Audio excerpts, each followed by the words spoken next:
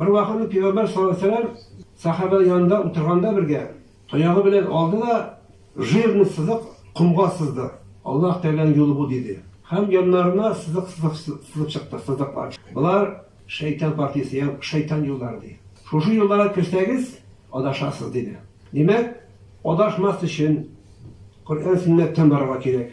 Eğer de biz şimdi barmıyoruz iken, Allah Teala köşetip kalan yoldan adaşabız.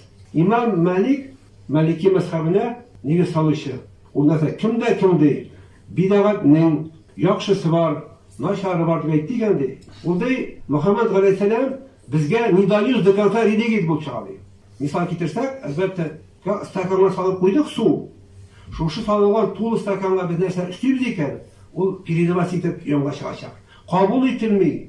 Ham shu to'lgan dindan da Allah Taala tuzib qolgan dindan da bir narsani oldirga yaramay.